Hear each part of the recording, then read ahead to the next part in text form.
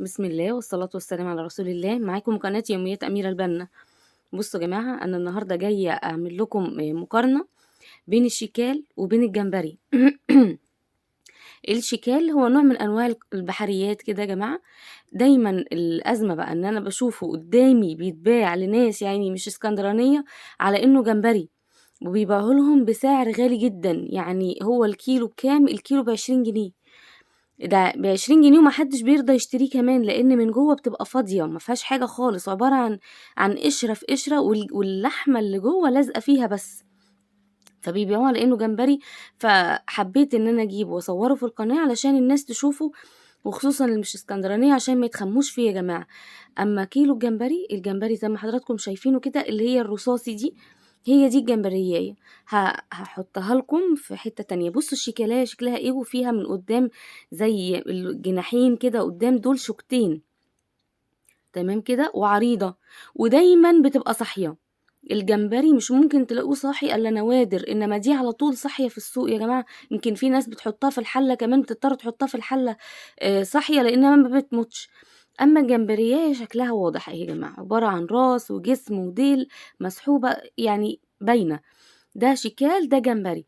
الجمبري اللي انا جايباه ده ب120 جنيه، هي ب20 جنيه مفيش غيرها، وتقدروا تفصلوا فيها كمان. تمام كده. طيب بصوا، انا تاني برضو ايه بوريها لكم كده ظهرها شكله ايه. بصوا عريضة، بصوا صاحية ازاي وعريضة، وفيها رجلين كتير، وفيها شنبين كده من قدام او سكينتين كده، دول اللي هي بتاكل بيهم بتصطاد بيهم. طعمها مش حلو، فاضية. يعني احنا بعد ما بتعملوها وبتطبخوها زيها زي الجمبري بنفس طريقة الجمبري بالظبط بنطبخوها، بصلاية برضو وحبة كمون وحبة زيت وحبة ملح وحبة كزبرة ونص كوباية مية صغيرة، وبترفعوا الحلة على النار، وبعد كده بتستوي بتنزلوها على طول. بس بعد كده ما بتلاقوش فيها حاجة، بتلاقوها فاضية من جوه، عشان كده رخيصة وهتفضل طول عمرها رخيصة ما بتغلاش. تمام كده. فادي الشكال. انا حابه بس ان حضراتكم تكونوا عارفينه، عشان والله في ناس يعني بتيجي بتشتريه على انه جمبري وبتشتريه بمبالغ رهيبه. بصوا الشنبين اللي قدام، بصوا الشكل. انا بحاول اصورها لكم كده من كل الاتجاهات عشان محدش يتخم فيها يا جماعه، حرام. يعني الجمبري اللي انا جايباه ده 120 جنيه، ومش طازه، متلج.